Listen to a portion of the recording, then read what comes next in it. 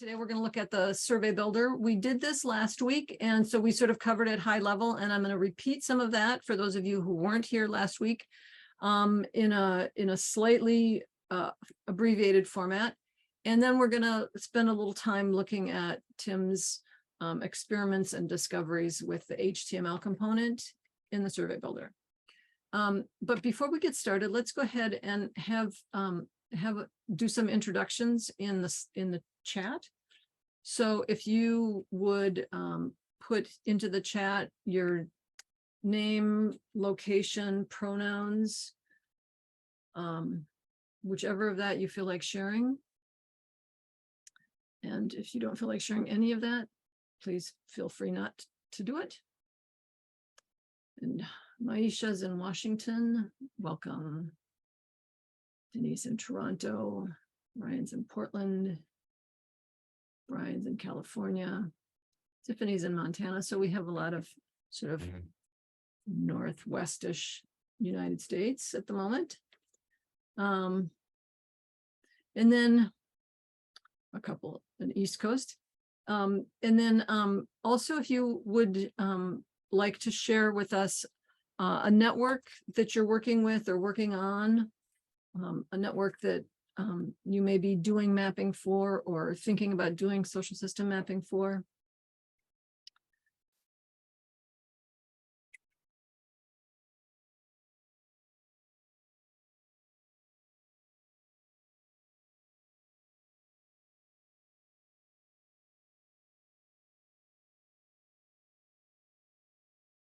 So it looks like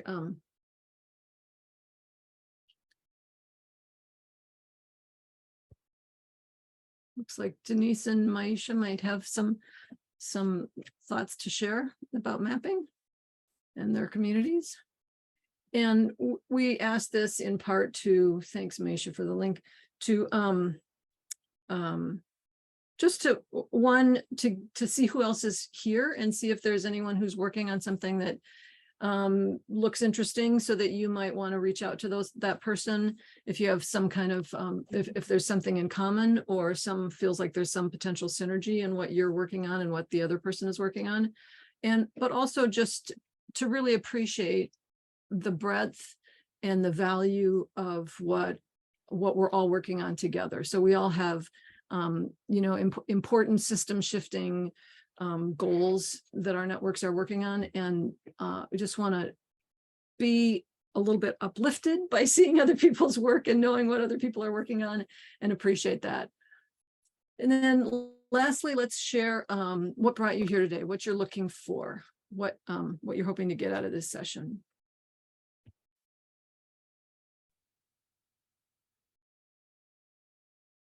Oh, that's not the last one. I'm going to ask one more thing. And so you can include, so the other thing I realize I want to ask is your current familiarity with the sumApp survey interface. In other words, have you played with or worked on developing a survey, not the content of the survey, but the functionality of the survey in sumApp, or not?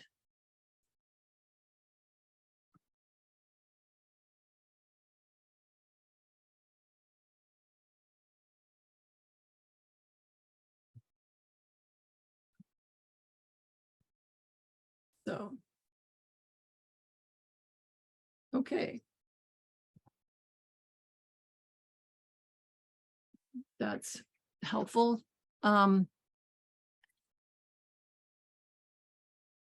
Okay.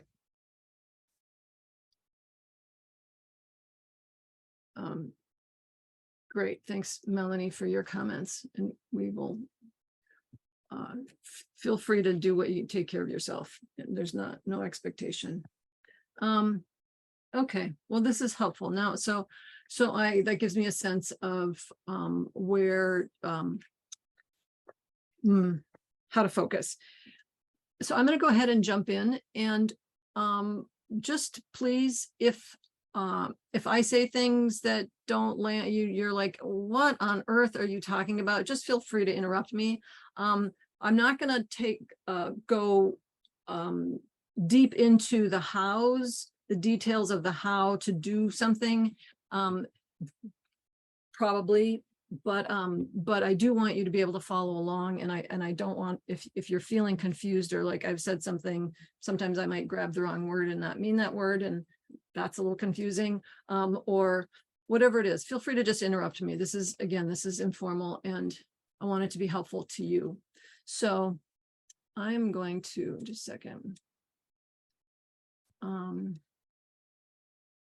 Yeah, okay, I'm going to go ahead and share my screen. A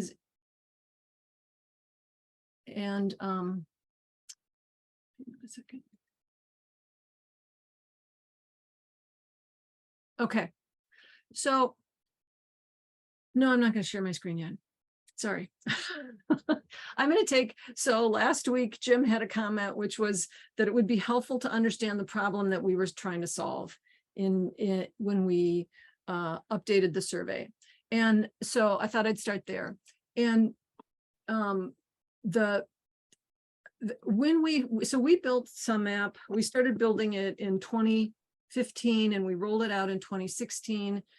And then somewhere in late 2016, we shifted to a whole new platform. Well, I don't know, somewhere in their early years, we sort of rebuilt it from the ground up, and had hired a team that we were working with, and we moved it from Python into Ruby on Rails. None of this you need to remember. I'm just giving you context. And we started with a Ruby on Rails template. And so the template is, holds together in when you're developing online software, you have what's called a stack. So there's everything from how the data is stored in the database, which is the database structure, to then the language that interacts with the database and decides what to show or not show, or what to put, where to manipulate the data in the database. And then there's other layers that I don't know. And then there's the layers facing the public in a web browser, which is the HTML and CSS and JavaScript layer. So there's this what's called a stack of these layers of languages that are all speaking to each other in an ideal world, that develop the functionality of the software in layers, from the bowels of the software to the surface of the software. And so so often you start with a template. They had started with a Ruby on Rails template, which is the language, like the main processing language that that sumApp is built in. And we didn't know at the time, we discovered much later that the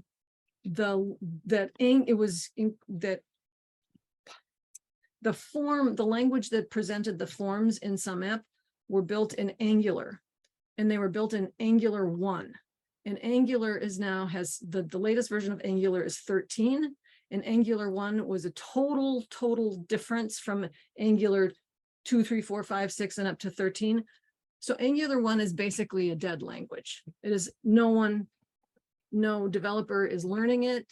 And if they learned it once upon a time, they're not hardly ever using it. And so as we moved forward, a little while into having rebuilt the whole platform in Ruby instead of Python, we wanted to make some changes to the survey. For instance, if you had set up a list of options and they were in alphabetical order, and you had started gathering data, and then you realized, oh, you want to add one more option, you would have to add it at the end. You could not put it into alphabetical order because you would mess up the data. The responses would start mapping to the wrong answers.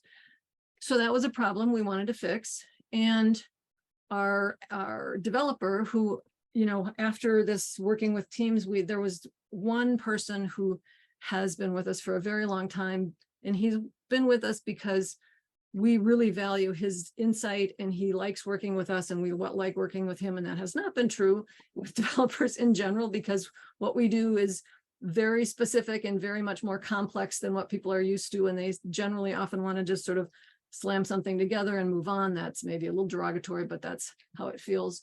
And so Alex is our main guy, and Alex doesn't write Angular.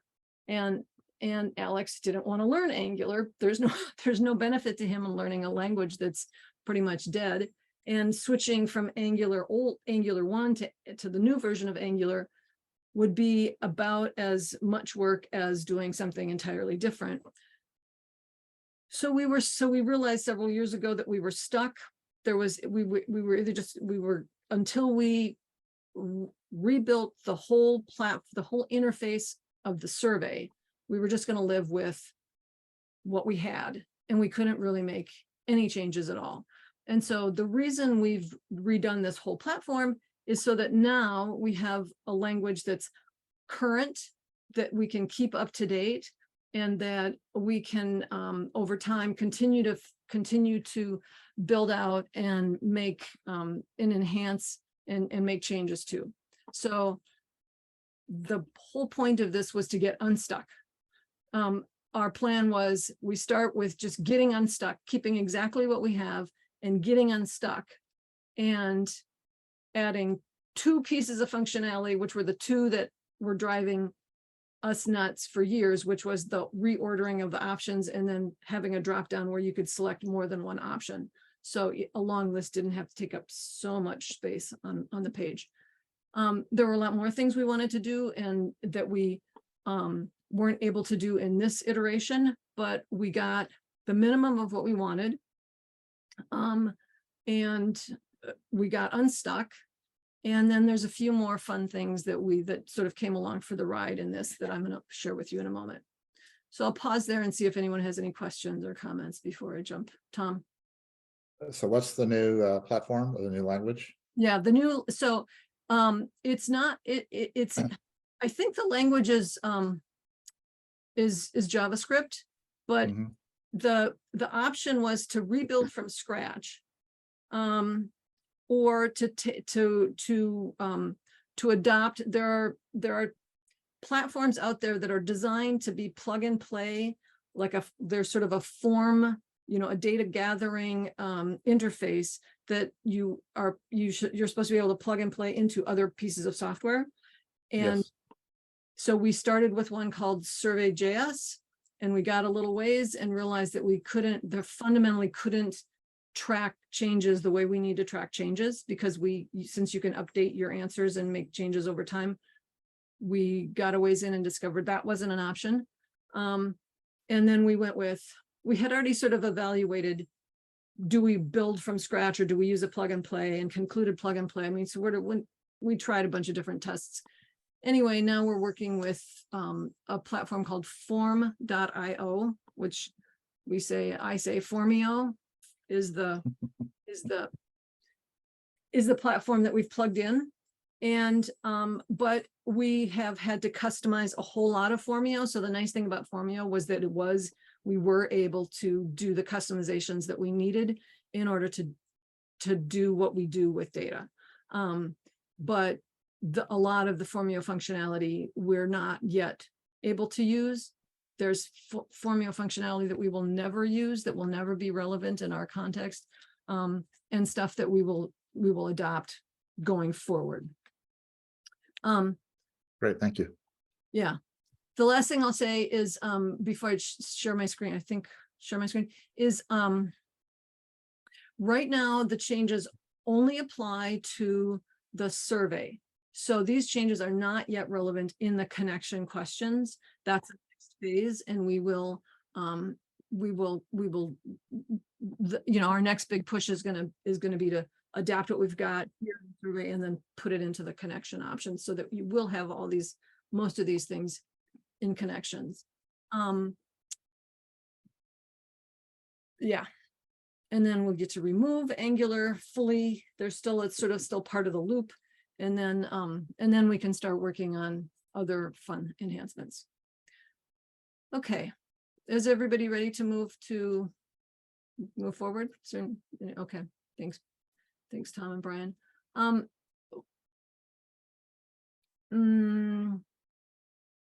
just gonna, so there's a couple things that I'm gonna share my screen. So for those of you who have worked in sumApp, previously and sort of understand the interface. If you've been in tier 4, well, first there's one thing I want to point out before we get into showing you the interface itself. In the old sumApp, if you were going to delete, let's say you wanted to delete a data option, you know, like you had a color list and you were going to delete blue for some reason. If people had selected blue, that would mean that you were going to delete their data. And we wanted you to know that and to just stop and think, do I really want to delete blue? Is there a reason we need to keep blue, etc. And we had in the old sumApp, if you went to delete blue, you would get a pop-up saying, hey, there's data attached to this option. Are you sure you want to do this? We could not get a warning label functionality that would pop up when you did something that we think you don't want to do, or we think you want to pause and think about. Was impossible to do in Formio, and there was just not a way to hack it.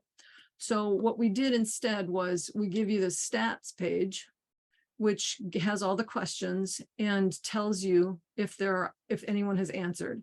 And so in this way, this question, 2 people, the dummy data, so 2 hypothetical people have answered, and 1 gave the response of red and 2 gave the response of green. So if you're going to delete things or change things, now you won't get a warning when you're doing it. So it would be good practice to think about what you're doing and then consult the stats page before you get started. And if one last thing that's changed that you should be aware of is if you have a tier 4 account and you've used the custom filter, which gives you an extra drop down on the members page. If you use that setting, it used to be that you could set it right in the field. That also wasn't possible. So that now you go into the define settings, and there's a setting down there that says, what's the that you want to use it, which question you want to use it and what label you want to have on that button. That's fairly specific stuff for those of you who aren't familiar with the survey tool. That's not going to be relevant to you at the moment, but I just want to make sure that for those of you who are, you know that. Okay, so high level overview of what's changed. First of all, we have the same fields we did have with the same functionality with those 2 exceptions that I just told you about. We have 4 new kinds of fields. One is email. Well, we have an HTML element, which we're going to look at a little bit more. We have email is a new field, URL is a new field, number, and currency. Those came with Formio, and we didn't see any reason to remove them. So those are now more strictly validated fields that you can use.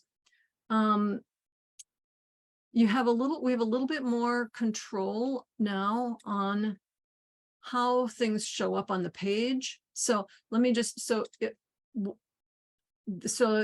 used to be these things, these control things were over on the other side, but now you can drag and drop your fields. They're right here in this little green thing. We can drag and drop them over. And as you can see, when you put them on the canvas, or when you click on the little edit icon here, it pops open and there are more options than you used to see. You see a little thing with a few little check boxes and spaces. Here, you have more options for the display. And so that's a tab. You also have the options for the data. If you're using multiple option fields. For validation, sometimes validation is, like if it's a number, you can define how many digits it has, some, various number formats.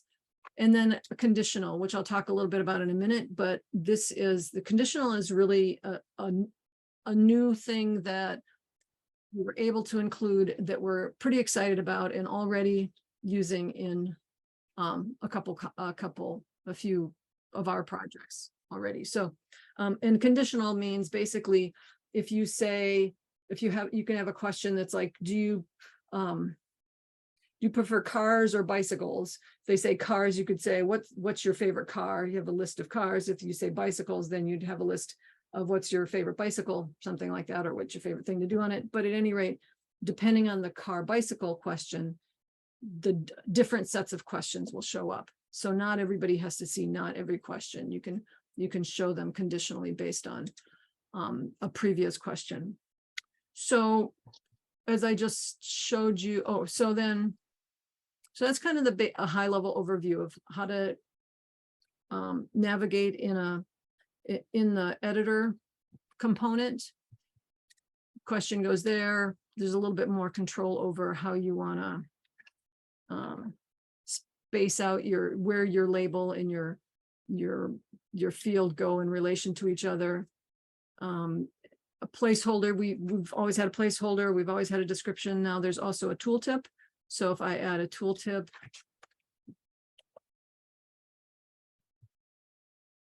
it will show up as a question mark right after the question. And then if you hover over it, it's got content. Tim has discovered some fun tricks we can do with this. He'll show you that in a little bit.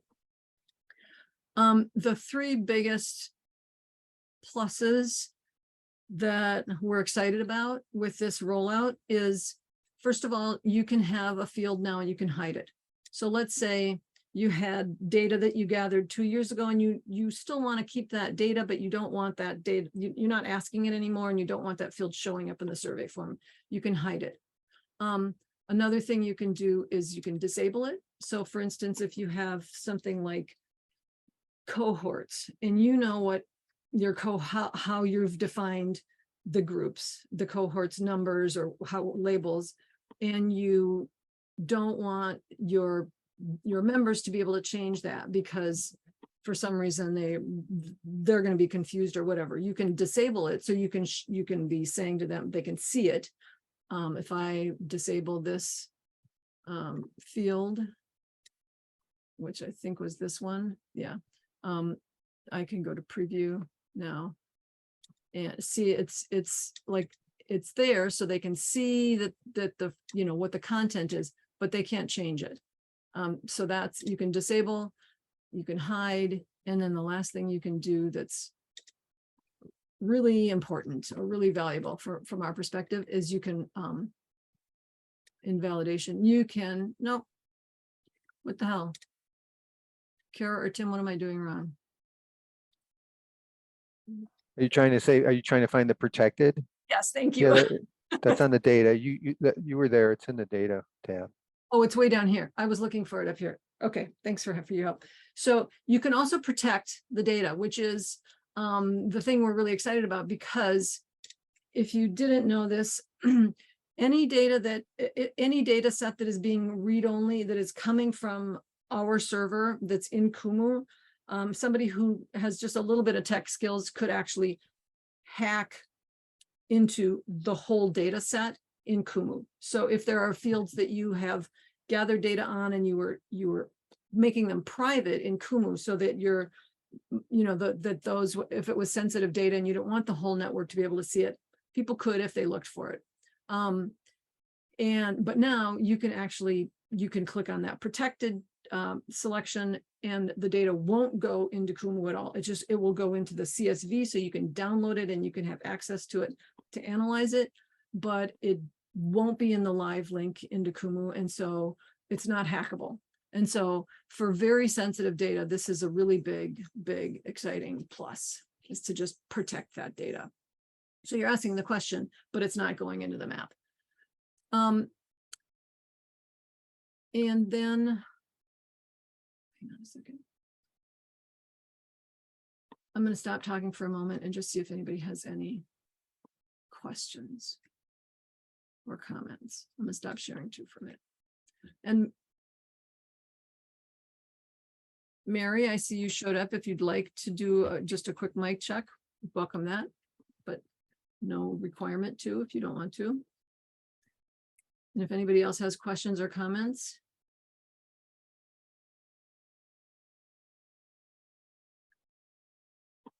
Okay, well, of the faces I can see, they're not looking like they need to comment. And of the faces of pictures, I'm just assuming that they're good because I can't.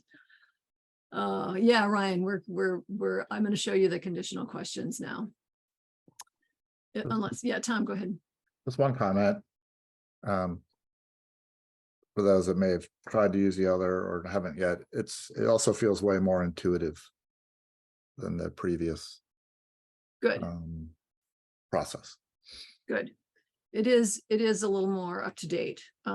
It's not as, I mean, that was a really old school survey thing, and we didn't know that when we were building it. We just, because we didn't understand the language, the whole, I mean, I understood what a stack was, but I didn't know how to evaluate what's in the stack and what's this template doing. And so we live and learn, and now we know more. Okay. So Denise, you unpictured yourself, you videoed yourself. Does that mean you want to say something, or is that just? No, let you feel like, there's people you're talking to. I felt guilty being off screen. I'll go back off when you screen share. I have, some of you know this, I have like a deep need to be looking at people's faces. So even though we're just on Zoom, I'm looking at people's expressions to like, no, is this landing? Am I doing? So that's very helpful. I appreciate it, Denise. Thank you. Okay, so I'm going to go ahead and share my screen again and look at the, and just a last thing, this preview, the clone right now, you can clone a whole survey. Right now it's broken, so don't try to do that today. We'll get that fixed as soon as possible. The preview, there was a preview in the old survey platform, but this one is great because it really, you can actually, you can save your data in it. I mean, it interfaces just like as if you're on the front end. So you don't need to keep going back and forth between a members page and the survey builder if you don't want to. Okay, so I'm going to just work through. So as an example of conditional, I'm going to show you how to set it up, and then I'll show you a couple more that I already have set up. But so let's say we've got this question called, do you like birds? Now, one field that we have never had is what's called a Boolean field, where it's just a simple toggle it off or on.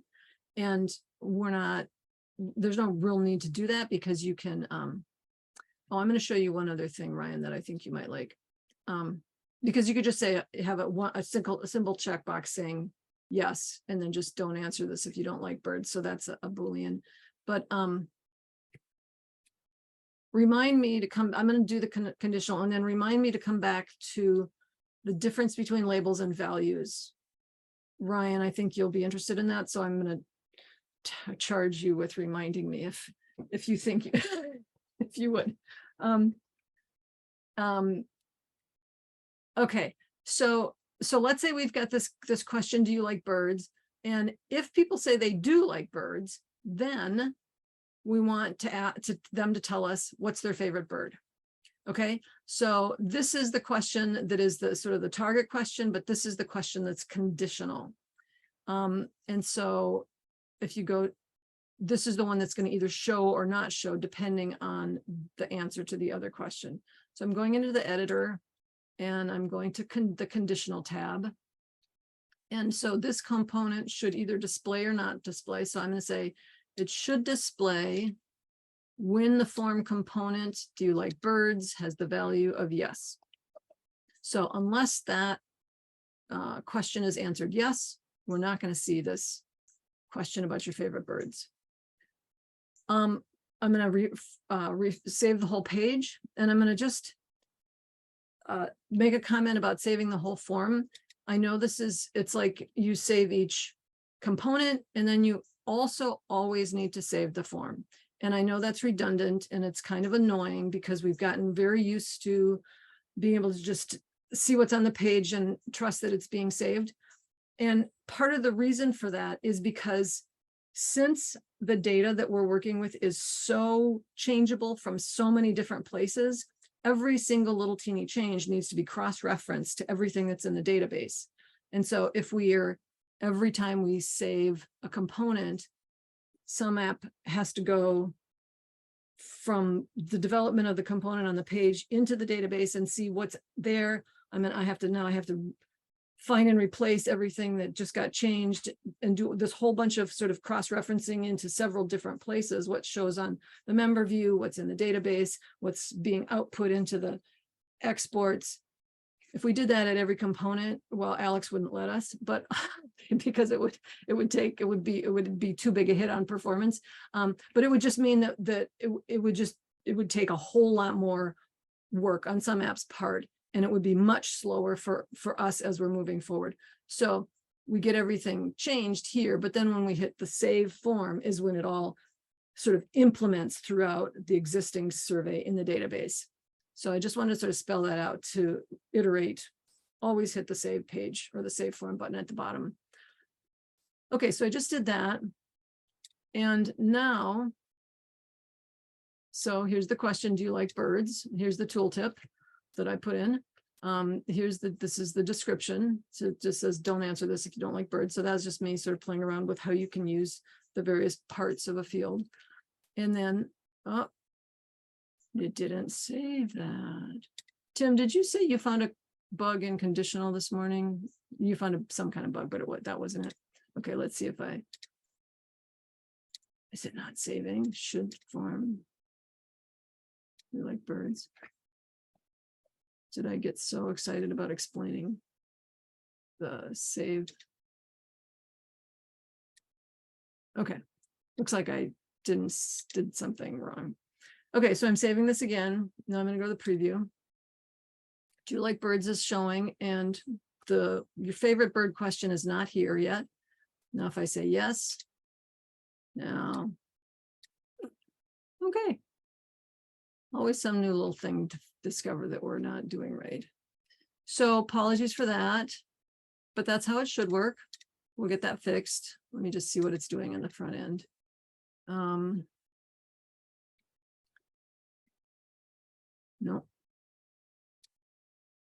No. Okay. Broken. Kara, do you have any thoughts about that? Are you seeing anything I'm doing wrong? I've found, it sometimes matters the order of which things get added in. But I'm seeing the little code snippet for like the ID, so it looks normal to me.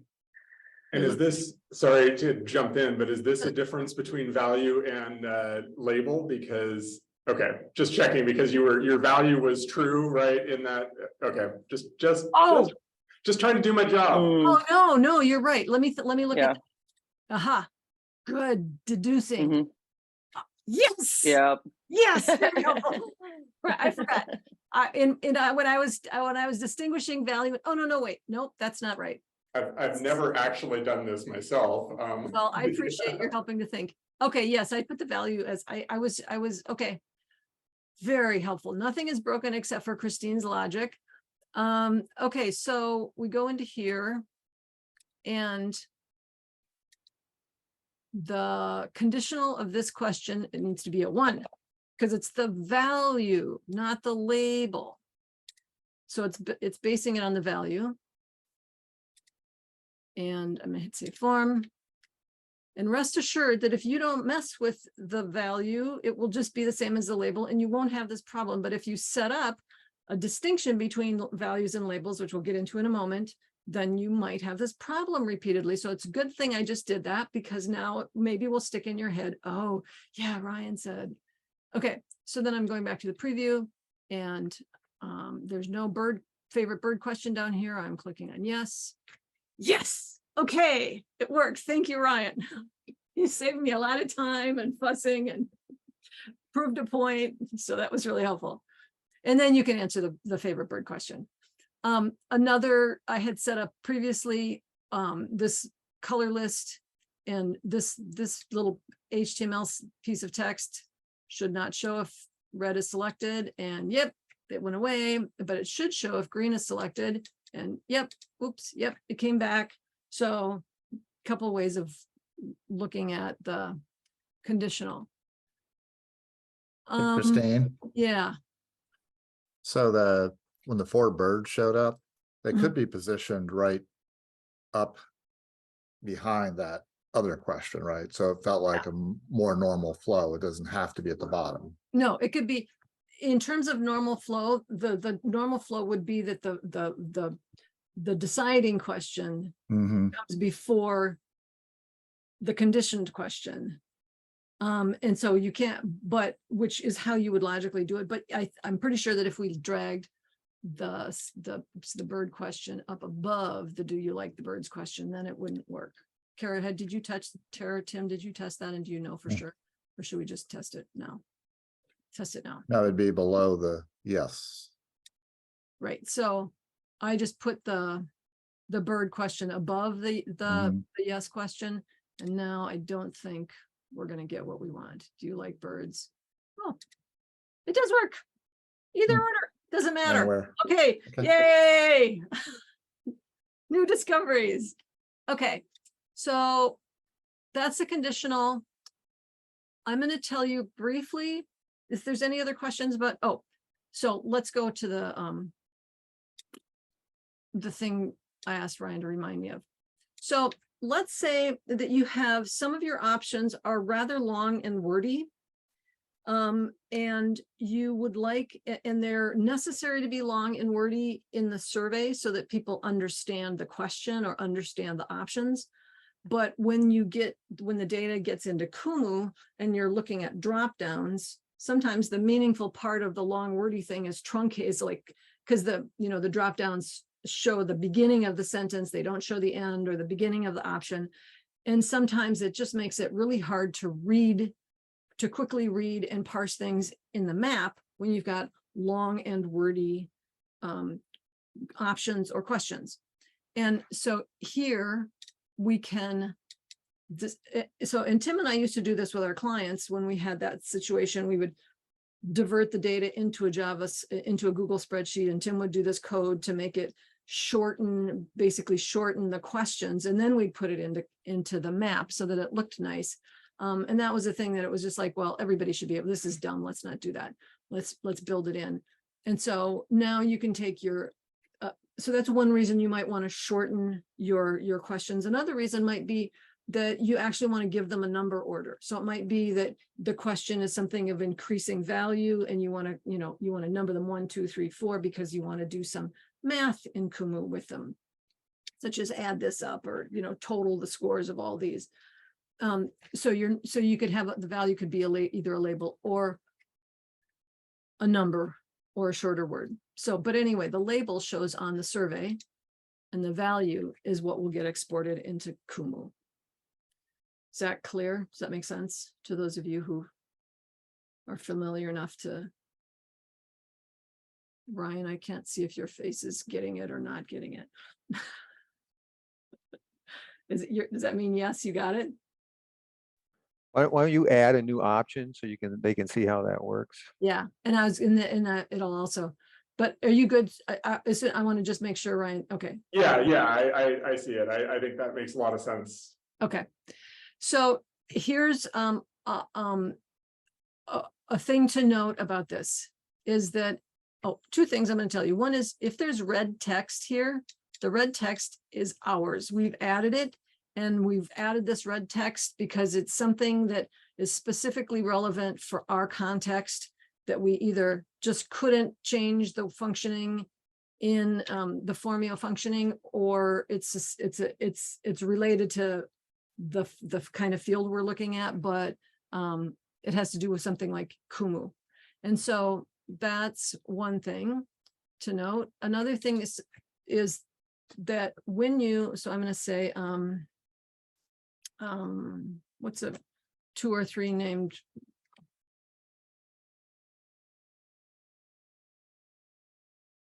I guess that's not a bird, but one thing you'll notice is that I put in, I've spelled out what I want here, and Formio is putting in what's called camel case, which is it's all one word, there's no spaces, and it capitalizes the subsequent first beginnings of the words.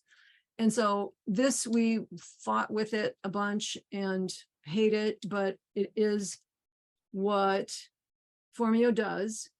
But what we could do is, as long as we haven't done anything, changed the value from what was automatically put in there from Formio, if we save this and then go back into it. No. I guess we have to save the whole page. It will fix it. it will make it look exactly, it will go through, and sumApp will, Alex's code will go through and just copy this over that that camel case. So if you save your form, it'll all be fixed in this instance. So I wanted to just let you know that when you see Can I that just- case. Can I just clarify one thing, Christine? That'll only be the case if you didn't touch that value field, right? So Correct. if you edited it, you drop it and add it again or whatever, if you're playing around with it. Okay. Yeah. sumApp will know if you've touched it, and sumApp will then not overwrite it because it will know you want it. It will assume you want it the way you put it, and it won't interfere any further. In this instance, we maybe want this to be called RBP maybe. In any case, I'm changing the value from the label, saving it, and now there will be no more automated, hidden, sneaky changes to it. This is what will show on your survey. And this is what will show on your, where did that go? Yes. That's what will show on your survey, but what will go into Kumu will be those initials that I had saved. Okay. Now I'm going to give you a high level of the HTML component, and then let Tim show you some of the tricks that he's discovered with it. So HTML, for those of you if you're not familiar with that, HTML is basically a language used in a browser to define the content of what's going on the page and the overall structure of what's going on the page. Like there's this section, that section, that section, that section. Or, you know, this list is bulleted and this list is numbered or not. But so it's about the content. CSS styles that. So CSS is where we say, if it's a header, make it purple and make this background pink, etc. Now, with this, with Formio, with this update, we get a new component called HTML element. And the simplest things you can do with an HTML element are, this is sort of a replacement for the header text when we were having, you know, when in the old version we had header text, and we also had instruction text, or for instance, a line across to indicate a break in sections. So those things we can do with a header. So we would put the text here, the content, and we would put the tag. So, and it's going to show you up here what it looks like. And so in HTML, there are 6 levels of headers. So we can say, okay, header 1 or header 2 or header 3. Header 6 is actually pretty tiny. So you might want to use that sometimes if you want it under a question, something like that. But this is, or the tag for a horizontal, I won't do that here. I'll put a new one on. The tag for a horizontal rule is, so it starts with a P for paragraph, or so this is body text. I'm going to do, yeah. So, and it doesn't, HTML lives in brackets. These are sort of diamond brackets. Here, you don't have to use the brackets. You just use the tag itself. And if you can see, there's a really fine line there. You probably can't see it, but there is one. Good. I can't even see. If you have the right HTML code, you can make the line fatter. I just am not going to go look for it right now. But so headers and paragraph text and horizontal rules are really simple, and just use, again, the content field, this content space here, and the tag you want here, and then you can and save it. You can also make that conditional. So those two, these are both HTMLs. These are just texts that I put there, header text. And so that's the simplest, basic, most basic way you could use HTML, but there's more you can do with that. And we haven't figured out everything that you can do with it yet, but Tim is going to show you a few of the tricks he's discovered. And then I'm going to stop sharing.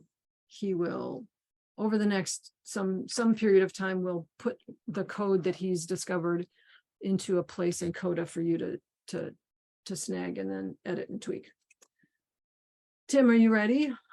Sure. Say Ryan asked the question about, can you put a video, like a iframe in HTML? And no, you can't, because that's what led me to kind of go look and see what was possible.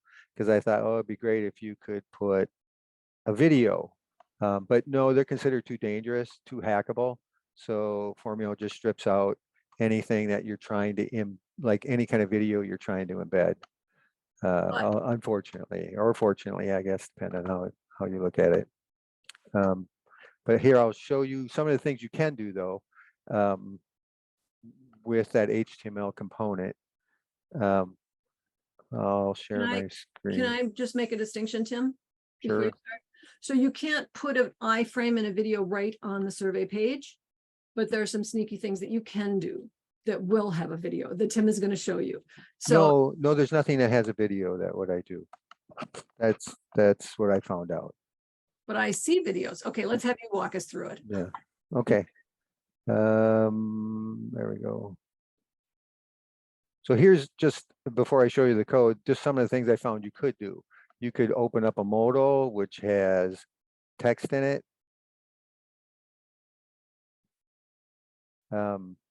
This is just a different one. I was just playing with different versions, just to see how they look. Here's one where you can put a GIF in it, but that's not a video. So if you can turn your short video into a GIF, you could do that. It just shows that you can put multiple next to each other. Tim, can you explain what a modal is for those who don't have? Well, a modal is a pop-up, just a pop-up window. Yeah. To So which you could put in text or a Yeah. picture or anything. Did you want more? You could say more there. If you No, need to say more. it's a thing that pops up and it sits over your page and then you close it and you go back to your page. So it's not like you're going to another browser page. It's just on top of the current one. And then you can put in a clickable link to another page if you want. Here's another way to do that. Here you can either have a little icon, which is clickable. You could say clickable to a PDF. Here's where you can kind of like, you could put in a video that they can watch. And then these are just different ways to represent that. Here's a button instead of go watch a commercial on YouTube. And then finally, you can also put them in tooltips. You can put a picture. You can put text. Here I put in that same whole thing, and this is clickable in the tooltip. So you could, again, do the same thing from a tooltip. But again, alas, you cannot put a video, which would be fantastic if you could. But that's not hackable. It's kind of buried into the very foundations of Formio to strip that stuff out, because of iframes are considered hackable and dangerous. So that's what it would look like on the front page. If you go back here to where there's the HTML component, there's a lot that actually goes into. I'm in the preview. So if I go into the actual component and look where we have this, I didn't write this. I just went to find out how to do it. And there's a like all of those were just things that I copy and pasted and put in here. So there's a lot of stuff involved, the CSS, the color it, and this is the HTML that builds the pop-up template. So I'll post these. So you would just copy and paste these if you wanted to use it, and then you would just change what it said here, so that it would say what you needed it to say. If you don't, you could go find your own, but there's a danger in breaking the CSS of the actual form here if you don't know CSS and HTML to make sure that they don't interfere. So these I copied and pasted and then fixed them so that they don't interfere with the HTML and the CSS of sumApp. And all of these I'll post somewhere, which you could then just copy and paste, and just like, so on these, you would just change where your link is going. So if you want to go to your own, to a website that you want, you would put it here and you would change this click me text. And if you wanted different images, you could ask these questions in our Slack channel. But say you want a different icon, you would have to put that somewhere and then put the link to it. So there's a little bit involved into getting them to work for you, but not too much once you get the hang of it. Just the links that you want to go to that are relevant to you, and the text that's relevant to you. Okay. Tim, Uh-huh. will you, so because I didn't, it was like, it wasn't registering for me. Can you show that the one that seems like it's popping up a video and hold it open and so that I can ask questions about why that? Sure. Yeah, that's So it's in a these. modal. Yep. Not the GIFs, the one that had the video of the back end of sumApp that we were giving instructions to. Oh, that was just, I think that was this one, which No. a link. No, No. So that was then one of these. I'm not sure which. Oh, here, watch video. okay, so I see. So what you're saying is that, and sorry guys, this looks exactly like what we were just looking at, so it might not register that this is a video. This is a recording of it. So what you're saying, Tim, is that when you click on that, it opens a new tab in the browser and you watch the video in the new tab. As Yeah. opposed to Yep. it being either living on the page or living in a modal pop-up. Yeah, this takes you to a new tab. Yeah, so Yeah. that's why you're saying a video won't go in here, but we're Right. gonna see a video. Okay, Mhm. that helps. Thanks. Yeah. I'm gonna just give a reminder for those of you who aren't familiar. We will stick around. I at least will, and Kara will. Tim, will you stick around for an extra half hour to answer questions? Sure. Okay, so we'll stop in a few minutes for those of you who need to jump off. But if anyone wants to stick around longer, either to ask more questions about the survey or just to chat about anything, it's just we always almost always have an extra half hour, for informal extra half hour after the session. So if you feel free to stick around for that, and especially if if you have questions that you feel like aren't clear to you or you're not sure they were answered, please, if you're able, stick around and ask them. And having said that, I feel like there was one more thing I wanted to make sure was clear, but Well, am I still sharing? yeah, you're still sharing. Thanks. Okay. Yeah. I think we're good. So does anybody have any just last questions or comments before we wrap up for this hour?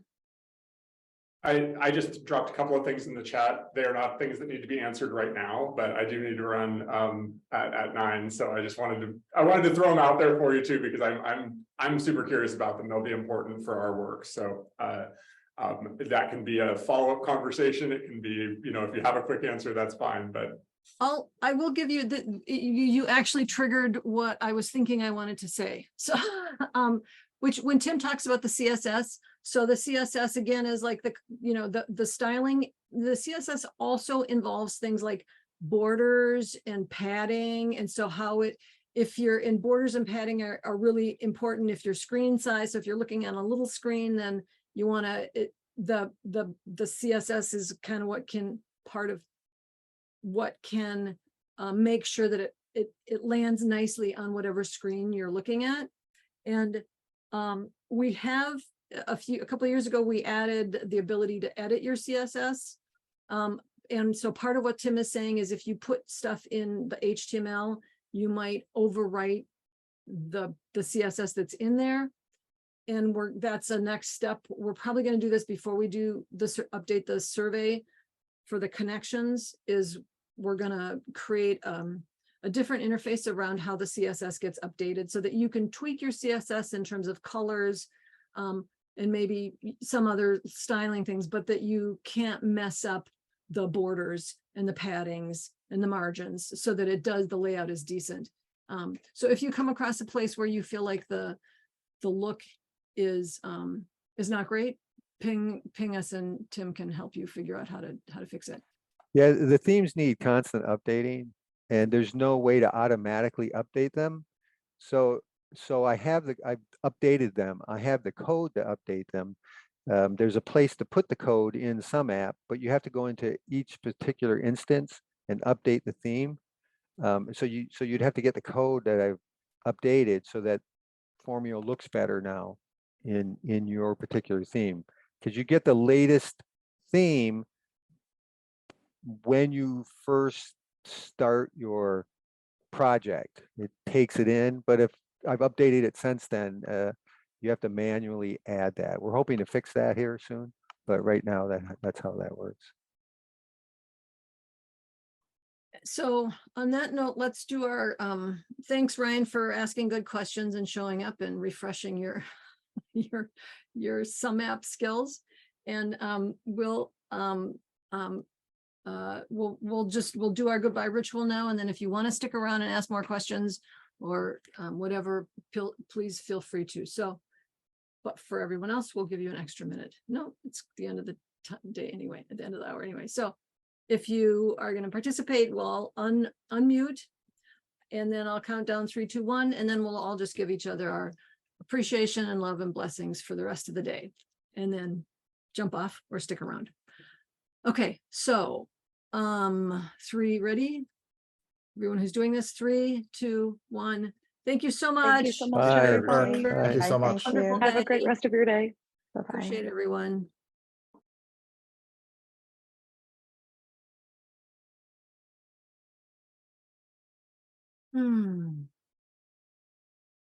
Okay.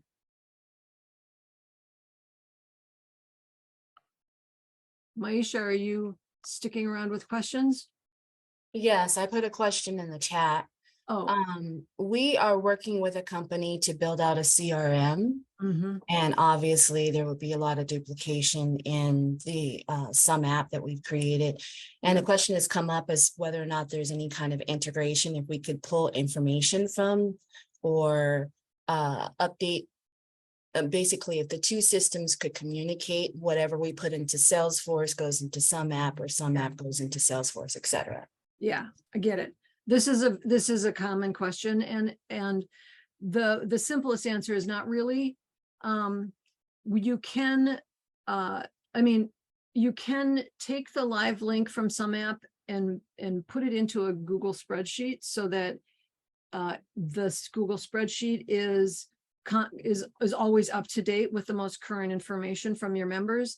And then I don't know if Salesforce, I think there are probably API tools like Zapier, or I can't remember any other ones off the top of my head, but there are API tools where you can take data from one interface and put it into another interface. And most of the big CRMs use are designed to work with Zapier, or I can't.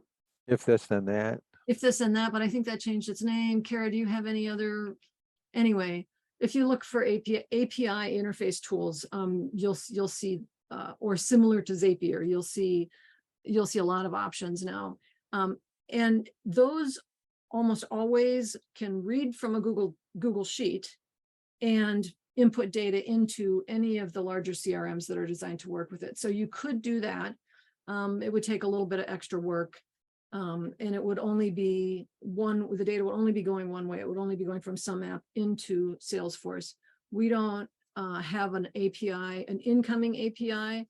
And odds are good that will not happen anytime in the near future, because what's incoming is already so complex and requires so many checks and bells and whistles that being able to take it in from another tool would just add a whole lot more complexity than we have the capacity to manage right now. Okay, so question about this live link from sumApp to Google. Does it have to be Google, or could it be like something in Teams?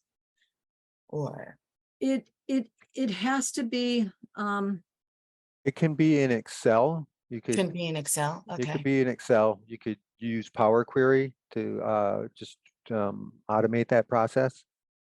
I have the code for that if that's something you want to try. And then the other question I have, you said sumApp, would the link be in sumApp or in Kumu? The link, Like- go ahead, yeah. For an embed code, for example. So we have an embed code that is functioning on on our backend for, we have a backend network portal for some of our members. And we embedded the sumApp ecosystem map so that it goes directly to a page. And they could bypass, entering a password. That's another problem, though, because one issue is that it only takes them to the one page instead of like the full presentation. But aside from that, when we pulled the embed code, it was on the Kumu side, not on the sumApp side. So is that where I would also find the live link? If I'm understanding you correctly, and Tim or Kara, if you think I'm mishearing, or Maisha, if you think I'm mishearing, let me know. But if in order to take the data, it lives in the sumApp database. Okay.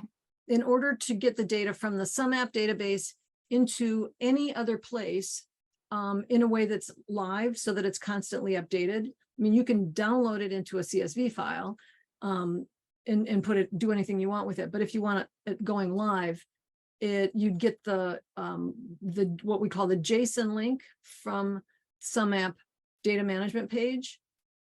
And then you plunk it into Tim can give you the code for where you want to put it, but it's coming out of sumApp. And I have a question, but let me make sure that made sense before I ask. Yes, that makes sense. Uh-huh. Okay. So you've embedded the Kumu page into your website. But I'm assuming that you've taken the JSON link from sumApp and put it into Kumu so that Kumu is reading live your data. Is that correct? That is correct. Okay. So yeah, you just use the JSON link and not the Kumu embed link. Okay, that's helpful. Can I ask a question? Were you asking a question about embedding? No, I'm not asking embedding? about embedding. I just used that as an example. I see. Okay. Yes. All So right. when we pulled the embed code, it was on the Kumu side. And because I'm relatively new, and this is my little first training, or just watching you talk about the functionality of it. I wasn't sure where that information lived, whether it was on the Kumu side or the sumApp side. Mm-hmm. Yeah. If you're using the live link, the information is in the sumApp. Okay, good to know. Well, thank you very much. And for somebody who's just starting, you clearly followed the key elements and had the language. So I think you're doing great. Thanks. Yeah. And just so Tim, Maisha put a chat in or Kara, would you grab her email from that so that when we're done, Tim can have her email. But yeah, so she's asking for you to send the code to her by email. Yeah, I see that. Yep. Okay. And Maisha, are you in our Slack team? If you're not, I would suggest you might want to be. Okay, I'll pull that information, Kara, put it in the chat. Yeah, great. Because just ping us in Slack and we reply pretty quickly. So if you get stuck anywhere, feel free to call on us. We're here to help. Okay.